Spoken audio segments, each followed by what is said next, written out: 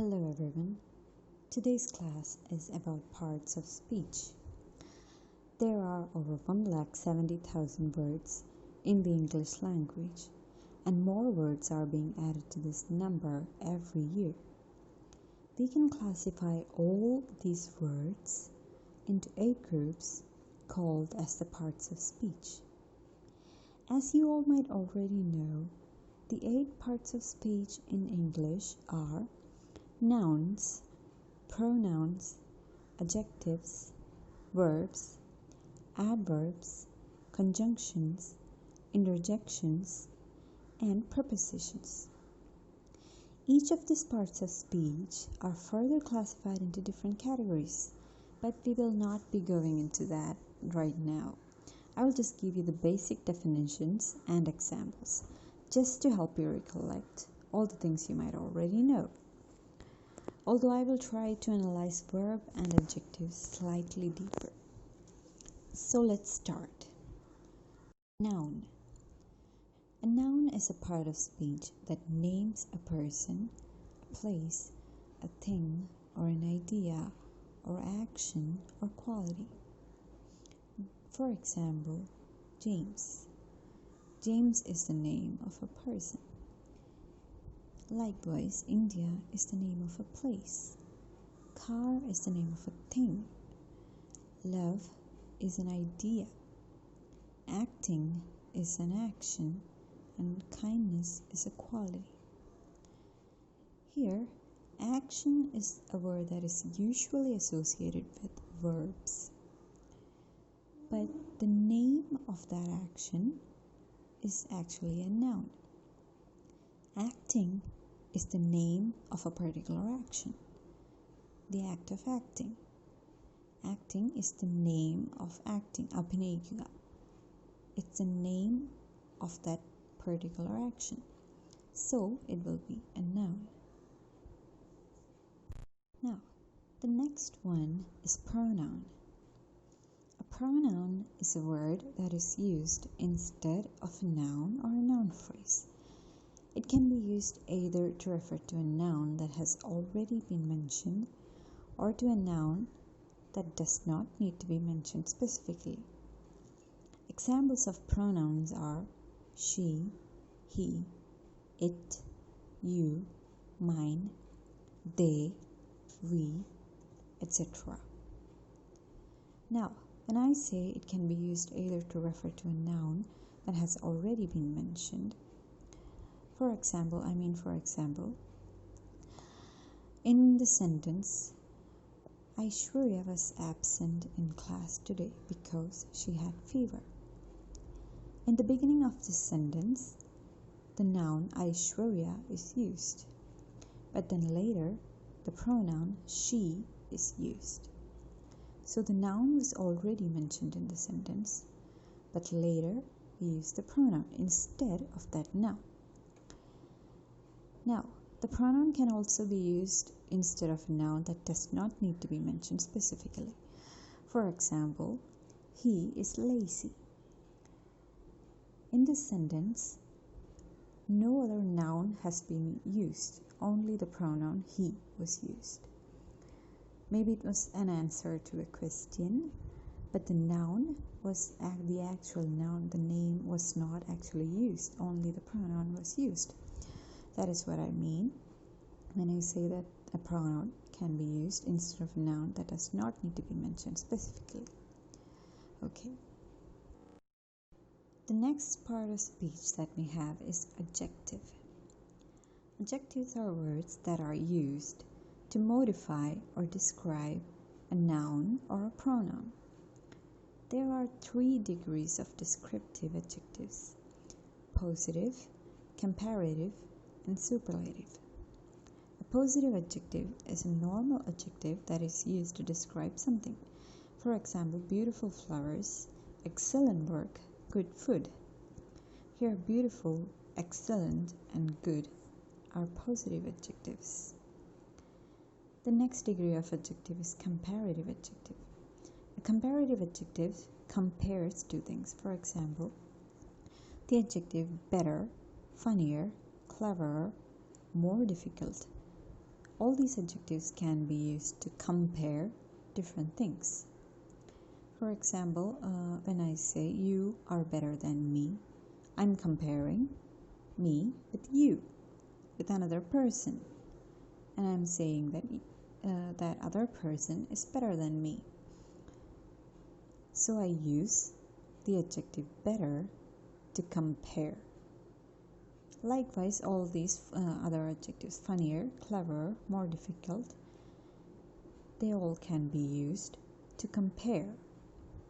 That is comparative adjective. The next one is superlative adjective. They are words that denote the highest or lowest extremes of kind, quality, or order. For example, most beautiful, biggest, smartest, lowest, hardest.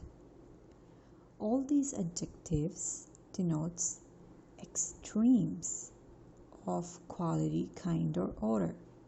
Here we can notice that when we add the word most to a normal positive adjective, it becomes a superlative adjective.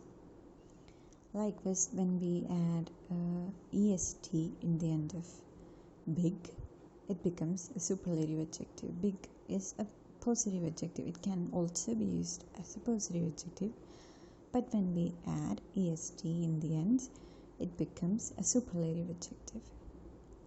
In the case of comparative adjective also, we can add er in the end of positive adjectives and it will become a comparative adjective. I'll give you more examples. Big, bigger, biggest. Big is a positive adjective. Then we add er in the end and it becomes comparative adjective. And then we add est in the end and it becomes superlative adjective. In case of clever and short, also this is the same. This is the same case. It is the same case. Then in case of beautiful, to make beautiful into a comparative adjective, we have to add the word more. When we add the word more before beautiful, it becomes a comparative adjective. In case of tilted also, when we add more, it becomes a comparative adjective. And then when we add most, it becomes a superlative adjective. In case of both these words, when we add most, it becomes superlative adjective. Tilt is actually a verb, but tilted is actually an adjective. It can be used as an adjective. Then the next example is bad. Bad is a positive adjective, but the comparative form of bad is worse. We are not adding er or the word more. It is an entirely different word. So bad, worse, and then the superlative adjective of that term is worst. We are not adding est. It's an entirely different word. Maybe worse and worst are similar, but bad is an entirely different word. Then good, better, and best. Here also we can notice that the positive adjective is not similar to the comparative or the superlative adjective. They are different words. In case of little, less, least also, it is like that.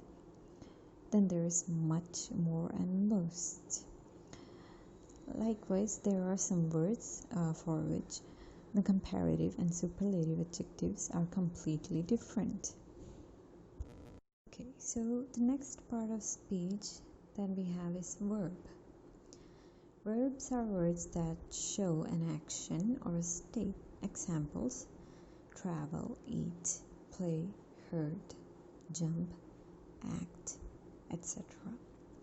We will be dealing with verb in later classes. Now I'm only giving the definition and examples. Verb is actually a very vast topic, so we'll be dealing with in another class. Now the next one is adverb. An adverb is a word that modifies or describes a verb, an adjective, or another adverb. Examples: running quickly. Here, running is a verb and quickly is describing that verb. Likewise, walking cautiously also. Walking is a verb and cautiously is describing that verb. Now, in the next example, very tired. Tired is actually an adjective. So, very, an adverb, is actually describing that adjective. In case of too expensive also, expensive is an adjective and too is describing that adjective. Now, running very quickly. You already know that quickly is an adverb in that case and running is a verb. Here, the word very is actually describing the adverb quickly. So, an adverb can also describe another adverb. That is the point. Okay. Now, the next one is conjunctions. Conjunctions are words that join words, phrases, or clauses together and indicates the relationship between the elements joined. For example, and, or, because, so, but, while, for, etc. If you want an example, I had earlier said an example. Aishwarya was absent in class today because she had fever. In that sentence, because is the conjunction. It joins the sentences Aishwarya was absent in class today and she had fever. Because joins these two sentences. The word because, the conjunction because, joins these two sentences and gives it a meaning. It indicates the relationship between the elements joined. Because is the word that gives these two sentences a meaning. When they stand alone, these two sentences does not have any relationships. Aishwarya was absent in class today and she had fever. Next part of speech we have is interjection. Interjections are words that express strong emotions like joy, sorrow, excitement, wonder, surprise, pain, sadness, happiness, and so on. Examples: oh, wow, hurrah, alas, ouch, oops, aha, you, etc. All these words expresses emotions. That is interjection. The last part of speech that we have is preposition. Prepositions are words placed before a noun or a pronoun to connect noun phrases with another part of the sentence. It can be used to describe place, time, or method. For example, in the kitchen. In this example, in is the preposition. In denotes the place. If in the sentence, I am in the kitchen, the place is denoted by the word in the kitchen. So in is the preposition that denotes the place. Likewise, on the next example, on the table. On is the preposition that denotes place. In the next example, for a week, and the other example, during the season also, they are prepositions of time. They denotes a particular time. For and during, they are the prepositions. They denote time.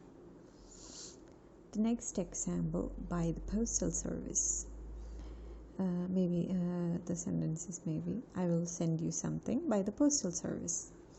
So the preposition by is denoting the method by which I'm going to send something.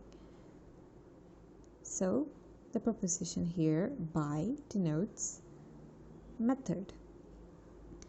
Through the woods, in the Example, through the woods. Through is the preposition. Okay, then is the last of the part of speech. There are three words that are actually not included in any of these categories. We all know these three words. They are a, an, and the. We all have heard these words numerous times. They are not included in any of these parts of speech. They are actually known as articles. They are like adjectives. They are used to modify nouns, but they are not used in all nouns. For example, we usually do not use the before a name. For example, my name is Jane.